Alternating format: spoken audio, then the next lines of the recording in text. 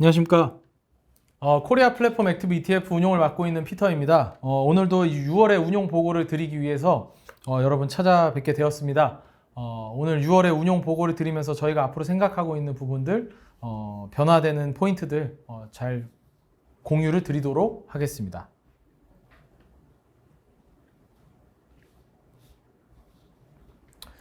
예, 지난 한 달간 저희 포트폴리오의 변동폭은 굉장히 좀 많이 하락하는 모습을 좀 보여줬고요. 한 19% 정도가 하락을 하면서 국내 시장 상황의 변동을 그대로 좀 포트폴리오에 반영이 되는 상황이었습니다. 사실 우리나라 시장이 이 같은 기간 동안 대략 한 13% 정도 하락을 했기 때문에 저희가 좀 언더퍼폼한 상황이라고 보시면 좋을 것 같고요. 코스피 대비해서 언더퍼폼한 상황이라고 보시면 좋을 것 같고요. 여러 요인들이 있지만 그 요인들에 대해서도 좀 말씀을 드리고 저희가 생각하는 바를 좀 더 상세하게 설명을 드리도록 하겠습니다. 예, 상위 기여한 종목 같은 경우에는 신규로 편입된 나이스 평가 정보 같은 경우가 긍정적인 기여를 했고요. 신규로 나이스 평가 정보를 저희가 이제 편입하게 된 거는 경기 침체 구간에서 아무래도 개인에 대한 신용 데이터, 기업에 대한 신용 데이터들이 굉장히 중요하게 부각이 되어 갈 텐데 기업과 개인을 모두 다루는 이런 신용 정보를 모두 다루는 회사가 나이스 평가 정보밖에 없기 때문에 이런 데이터의 그 활용 가치가 점차 더 성장할 수 있을 거라고 생각을 하고요. 이런 데이터를 활용하는 플랫폼의 역할로서 이 회사가 좀 더 비즈니스 모델을 만들어갈 수 있지 않을까라고 저희는 생각을 하기 때문에 신규로 좀 편입을 하게 되었습니다. 예, 그리고 지난달에 많은 기업들이 사실은 하락폭이 크게 나타났고요. 전반적으로 보시면 이제 가장 시장에서 충격적으로 받아들였던 건 사실 하이브의 큰 폭의 하락이었겠지만 다른 종목들도 굉장히 하락을 크게 많이 하는 모습이었습니다. 그래서 사실은 성과 기여도 측면에서는 하이브도 굉장히 큰 하락에 기여를 했지만 나머지 종목들도 부진한 모습들을 좀 보여줬다. 예, 근데 이러한 부진들이 각각의 원인들도 좀 있기는 하지만 사실은 원인이 불분명하게 빠지는 기업들도 좀 있었기 때문에 국내 그 시장 자체가 굉장히 외국인들의 수급이 급격하게 빠져나가는 흐름들을 좀 보여줬습니다. 예, 국내가 아무래도 이제 페드가 미국 금리를 75bp라는 0.75%라는 굉장히 큰 폭으로 상향을 조절하면서 국내는 금리가 가만히 있었고 국내 금리와 미국 금리가 맞닿게 되는 한국과 미국이 맞닿게 되는 상황이 발생을 하면서 외국인 자금들이 굉장히 빠르게 유출될 수밖에 없는 그런 상황들이 연출이 되었습니다. 게다가 경기 침체에 대한 상황들이 많이 시장을 좀 두렵게 하면서 더더군다나 좀 이제 패닉 셀이 좀 많았던 상황이었고요. 국내 자금들 또한 굉장히 좀 셀이 좀 많았던 그런 상황이었습니다. 그렇기 때문에 이제 요즘 말로는 좀 약간 무지성이라고 하죠. 예, 어떤 펀더멘탈에 대해 가치에 대한 생각을 많이 하는 게 아니라 좀 투매하는 현상들이 좀 많이 벌어졌다라고 저희는 좀 판단을 하고 있고요. 이 구간에서는 충분히 인내해야 된다고 저희는 생각을 하고 있습니다. 물론 굉장히 이 긴 구간을 맞이하고 있기 때문에 우리나라 시장이 부진한 게 굉장히 길게 가고 있기 때문에 고객 여러분들도 굉장히 고통스러운 상황이겠지만 저희는 인내의 끝이 서서히 이제 좀 드러나는 시기가 오지 않을까라고 생각을 하고 있습니다. 예, 종목 비중 변화를 좀 말씀드리면 아까 말씀드렸던 것처럼 나이스 평가 정보에 대한 신규 편입이 있었고요. 한국 콜마로에 이동이 있었습니다. 이제 코스맥스 비중을 저희가 가지고 있던 거를 한국 콜마로 순차적으로 계속 이동을 하고 있었는데 이거는 질문 주셨던 분도 있었는데 코스맥스 이스트라는 기업이 이제 상장이 될 계획을 가지고 있기 때문에 밸류 측면에서의 문제도 좀 있을 거라고 저희는 생각을 하고 있고요. 그런 측면에서 한국 콜마가 동시에 좀 같이 호실적을 만들어낼 수 있는 상황들이 발생을 하고 있기 때문에 사실 비즈니스 모델은 대동소이한 상황이라서 저희가 이거는 한국 콜마로 좀 이동을 하면서 비중을 옮겨갔다라고 봐주시면 좋을 것 같습니다. 사실은 저희가 초기에 코스맥스를 선택했던 거는 코스맥스라는 기업이 중국에 코스맥스 이스트가 상장하게 된 이유이기도 한데 중국의 화장품 업체들에 대한 노출이 좀 많았기 때문에 중국 화장품 업체들은 계속적으로 내수에서의 마켓쉐어를 상승을 하면서 성장을 굉장히 잘 가져올 거라고 생각을 했어가지고 희석 우려보다는 일단 코스맥스 이스트가 성장하는 모습이 저희한테는 더 중요하지 않았나라고 판단을 해서 초기부터는 코스맥스로 이어오다가 이제 한국 콜마 쪽에서도 주요 고객사인 이제 애터미 같은 경우도 해외로 확장을 좀 잘하고 있는 상황이고 고객사들의 큰 문제 없이 지금 이제 조금씩 회복되는 모습을 보여주고 있기 때문에 한국 콜마로 좀 옮겨온 투자 포인트가 있었다라고 보시면 좋을 것 같고요. 저희가 여전히 그 화장품 OEM 기업 OEM, ODM 기업을 제조의 플랫폼으로 고려하고 편입하는 그 저희의 투자 철학은 유지하면서 가져가고 있다라고 봐주시면 좋을 것 같습니다. 예. 그리고 저희가 비중이 늘어난 종목들 같은 경우에는 주가가 상대적으로 좀 긍정적이었던 기업들이었다라고 보시면 좋을 것 같고요. 반대편에서는 디어유 같은 경우는 저희가 이렇게 트래픽 성장이 둔화되는 흐름을 보여주고 있기 때문에 뭐 성장 상황이 있어야 되는 기업이 트래픽 둔화가 된다라는 건 좀 심각한 문제라고 저희는 판단을 해서 편출을 했고 하이브는 계속 유지를 하고 있습니다. 하이브에 대한 내용은 제가 좀 오늘 또 컨텐츠에서 자세하게 설명드릴 내용이기 때문에 뒤에서 이어서 설명을 드리도록 하겠습니다. 뭐 사실 공교롭게도 지난달에 이 내용을 설명을 드리고 그 이후에 BTS의 단체 활동 중단이라는 이슈가 터지면서 하이브 주가가 큰 폭으로 좀 하락을 했습니다. 정확하게 알 수 없는 요인이었기 때문에 뭐 미리 판단할 수 있는 내용은 아니었다라고 저희는 판단은 하고 있고요. 그런데 그럼에도 불구하고 이 이후에 이미 주가가 많이 조정된 상황에서 하이브의 성장 가능성을 충분히 가지고 있다라고 생각을 하고 있습니다. 일단 지난달에 말씀드렸던 걸 간략하게만 좀 말씀을 드리면요. 신인 그룹들이 나올 때에 손익분기점을 돌파하는 게 굉장히 쉬워졌다. 첫 번째 앨범만으로도 굉장히 빠르게 손익분기점을 돌파하고 있기 때문에 이익의 예측 가능성이 향상됐다라는 측면은 여전하다라고 말씀드릴 수 있을 것 같고요.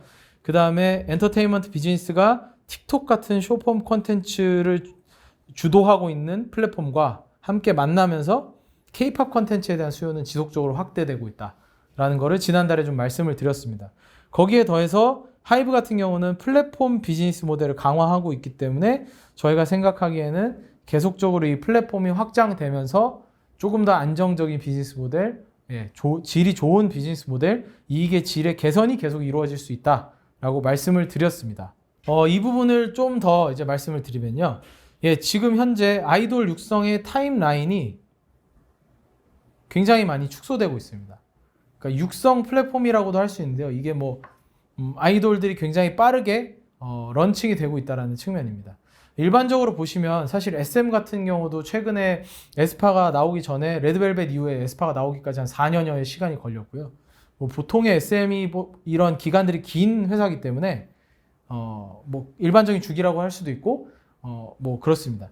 근데 뭐 JYP 같은 경우, YG 같은 경우도 1년에 한두 팀, 많아야 한 팀 정도 나왔던 게 일반적인 지금까지의 주기였습니다. 1년에 한 팀 정도였다고 본다면 하이브 같은 경우는 지금 BTS를 통해서 만들어 놓은 이 굉장한 팬덤을 활용을 적극적으로 하기 위해서 굉장히 적극적으로 아이돌 그룹들을 육성해내고 있는데요.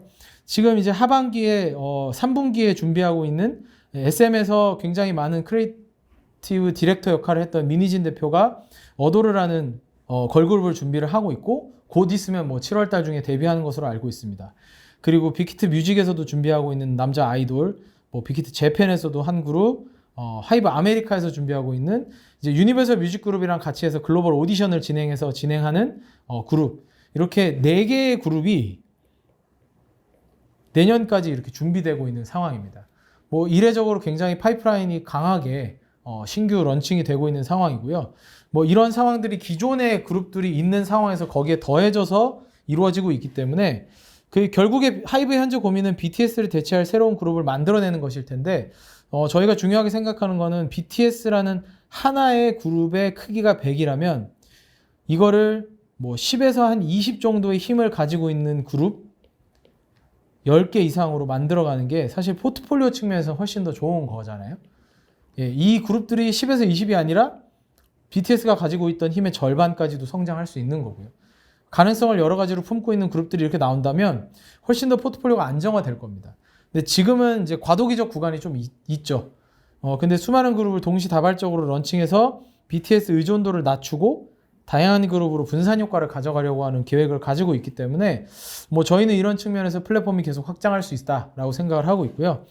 아이돌 육성 플랫폼 기업으로서도 성장하고 아티스트와 팬을 연결하는 팬더스트리 플랫폼 기업으로도 성장하고자 하는 방향성이 있다라고 말씀을 드릴 수 있을 것 같고요.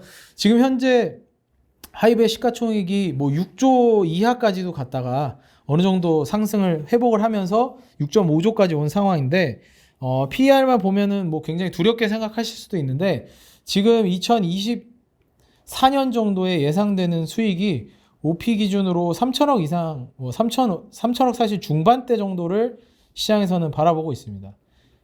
예, 근데 사실 이게 뭐 그렇게 무리한 숫자들이 아닙니다. 지금의 그룹들만 활동을 가정해도 그렇고요. 사실은 BTS의 단체 활동이 중단됐을 때 개인 활동에 대한 부분들도 애널리스트들이 전부 다 제거를 하면서 BTS가 아예 없는 것으로 가정을 하고 많이들 이제 추정치를 내놨기 때문에 개인 활동들이 또 이어진다면 예, 충분히 또 업사이드도 가능하다라고 생각을 하는데요. 이걸 기준으로 이제 현가화해도 봤을 때 대략 뭐 20배 초반 정도 수준에서 PER이 형성된다라고 말씀드릴 수 있을 것 같습니다. 근데 아이돌 육성은 당연히 계속 될 거고요. 그 이후에도 분명히 런칭되는 그룹들이 있을 거고 1년 만에 이들이 최대의 수익을 내진 않기 때문에 이들이 무르익어가는 2024년, 2025년의 구간들이 오면서는 더 다양한 이제 더 높은 이익의 가시성이 보여질 겁니다. 거기에 더해서 또 한 가지 중요한 것은 위버스 2.0이라는 그 새롭게 준비되고 있는 플랫폼이거든요. 그러니까 위버스가 지금 출시가 되어서 뭐 굿즈 판매라든지 팬과 만나는 그런 장치로서 작용을 하고 있는데 2.0을 준비하면서 또 이 위버스라는 기업에 대해서 하이브 지분이 51%, 네이버가 가진 지분이 49%를 유지하고 있는 것은 저희가 DOU를 편출했던 이유와 좀 일맥상통합니다. 왜냐하면 이들이 위버스에서 하려고 하는 거는 과거에 네이버 브이라이브에서 했던 그런 이제 라이브 방송 혹은 그 안에서 이루어졌던 뭐 티켓팅 등 굉장히 다양한 것들을 소화를 하려고 하거든요. 근데 이게 보시면 여기에서 일어나는 트래픽의 양이 너무 엄청나게 큽니다. 그러니까 트래픽이라는 건 결국 사람들이 한 번에 몰릴 수밖에 없다라는 거고 데이터가 굉장히 많이 오고 간다라는 거죠. 근데 이 트래픽 관리를 아무래도 우리나라에서 가장 잘하는 기업은 네이버겠죠. 네이버 외에도 뭐 메신저를 하고 있는 카카오 같은 대형 플랫폼 기업들은 이걸 굉장히 잘할 텐데 이 트래픽 관리라는 측면과 유저 인터페이스, 유저 익스피리언스라는 측면에서 이해도가 굉장히 높은 네이버와 협업을 하고 있는 하이브와 그런 협업이 없이 엔터사들이 지분을 투자해서 진행을 하고 있는 DOU와 비즈니스 모델의 차이는 있지만 앞으로의 확장성이나 앱의 그 퀄리티 측면에서는 위버스가 좀 더 빠르게 확장할 수밖에 없다라고 저희는 생각을 하고 있는 그런 상황이고요. 거기에 이제 이 DOU에 들어오는 트래픽이 이제 좀 줄어든다라는 측면도 저희가 좀 부정적으로 바라보고 있는 거였습니다.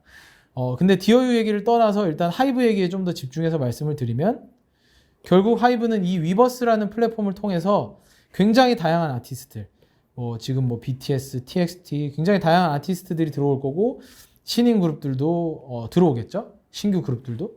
그럼 이 그룹들이 각각 팬들이랑 연결하는 장치로서 위버스를 활용하게 될 겁니다. 저희가 생각하는 거는 이 플랫폼을 가지고 있는 중간자의 역할로서의 하이브의 역할은 계속 강화가 될 거다. 여기에 더해서 작년에 인수했던 이타카 홀딩스에 속해 있는 미국의 주요 이제 아티스트들이죠. 뭐 아리아나 그란데라든지 저스틴 비버라든지 저희가 이름만 들어도 아는 그 글로벌 슈퍼스타들이 위버스라는 플랫폼에 혹시라도 접근한다면 뭐 물론 이건 알 수 없지만 혹시라도 이들이 여기 들어와서 팬들이랑 소통하는 장치로서 활용을 한다면 굉장히 더 이제 글로벌 확장성을 더 띠게 될 겁니다.